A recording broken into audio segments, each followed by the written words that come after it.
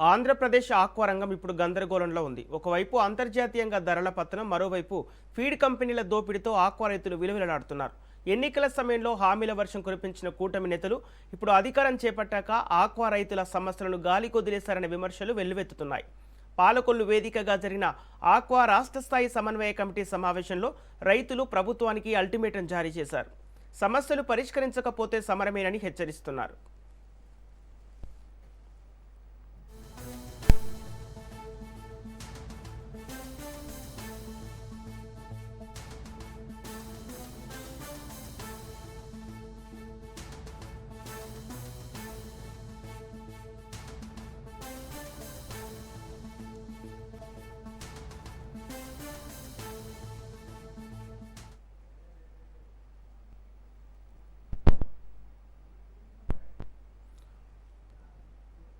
కర్ణుడి చావుకి 100 కారణాలన్నట్లు ప్రస్తుతం ఆక్వా రైతు పరిస్థితి తయారైంది.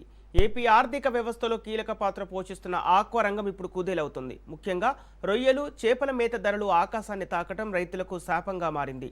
అంతర్జాతీయ యుద్ధ వాతావరణం, ముడి సరుకుల ధరల పెరుగుదల పేరుతో కంపెనీలు సిండికేట్ అయ్యి రైతులను నిలువునా ముంచుతున్నాయి.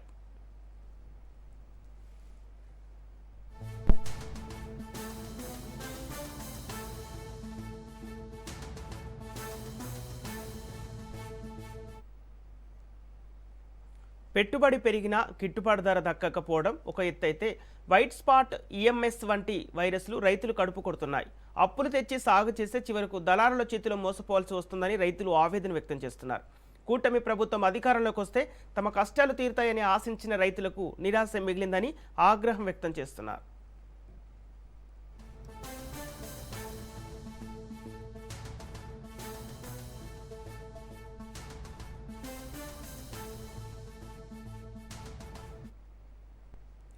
పాలకొల్లులో జరిగిన రాష్ట్ర స్థాయి సమన్వయ కమిటీ సమావేశం వేదికగా రైతులు ప్రభుత్వానికి స్పష్టమైన హెచ్చరికలు జారీ చేశారు.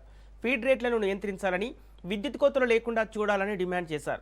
జై భారత్ క్షీరారామ ఆక్వా సంఘం అధ్యక్షుడు గొట్టిముక్కల గాంధీ భగవన్ రాజు మాట్లాడుతూ, ప్రభుత్వం వెంటనే జోక్యం చేసుకోకపోతే రాష్ట్ర వ్యాప్త ఆందోళన చేపడతామని అల్టిమేటం ఇచ్చారు. ఈ నెల 16న జరిగే కీలక సమావేశంలో నిర్ణయం తమకు అనుకూలంగా రాకపోతే ఆక్వా రైతుల ఆగ్రహం చవిచూడాల్సి వస్తుందని ప్రభుత్వాన్ని హెచ్చరిస్తున్నారు.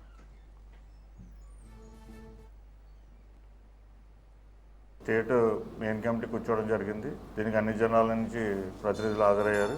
భవిష్యత్ కార్యాచరణ ప్రకటిద్దాం అనుకున్నాం. ఈరోజు ఇప్పుడే జూమ్ మీటింగ్లో మినిస్టర్ గారు శుక్రవారానికి ఫిజికల్ మీటింగ్ వేసి రేట్లు తగ్గించి ఏర్పాట్లు చేస్తారని చెప్పడంతో మేము ఆ నిర్ణయాన్ని భవిష్యత్ కార్యాచరణ నిర్ణయాన్ని శుక్రవారం తర్వాత ప్రకటిద్దామని నిర్ణయించుకున్నాం.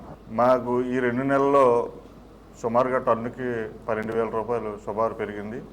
అందులో కంపెనీ అయితే ఒక అడుగు ముందేసి ఇంకా 400-500 టన్నుకి ఎక్స్ట్రా పెంచడం జరిగింది. ఇవి అంటే విపరీతంగా ఈ రేట్లు పెంచడం అంటే ఆక్వాకల్చర్ని నాశనం చేయడానికి ఒక అడుగు ముందేసారన్నది ఈ ఫీడ్ ప్లాంట్ల యజమానులు అని మేము అనుకుంటున్నాం.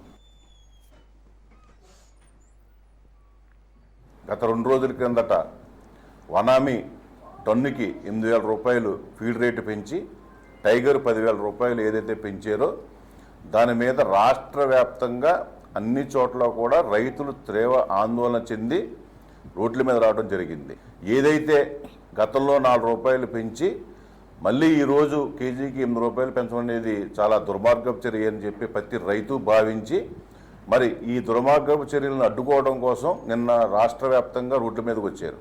వారు పెంచిన రేట్లు సముచితంగా లేదని చెప్పి ప్రభుత్వం దృష్టికి కూడా వెళ్లడంతో మరి రేపు ఏదైతే శుక్రవారం మరి ఇటు రైతులతోని ఏదైతే ఫీడ్ అసోసియేషన్స్ ఉందో ఫీడ్ అసోసియేషన్స్తోని, అలాగే రైతు సమన్వయ కమిటీ సభ్యులు ఎవరున్నారో వారితో రాష్ట్ర మంత్రి అచ్చెన్నాయుడు గారు కానీ, మన అప్సడా వైస్ చైర్మన్ కానీ, లేకపోతే ఇంకా ఫిషరీస్ కమిషన్ కానీ వీళ్ళందరూ కూడా చర్చించి రైతులకి అన్యాయం జరగకుండా పెంచిన రేట్లు తగ్గించే విధంగా మేము మాట్లాడతామని చెప్పి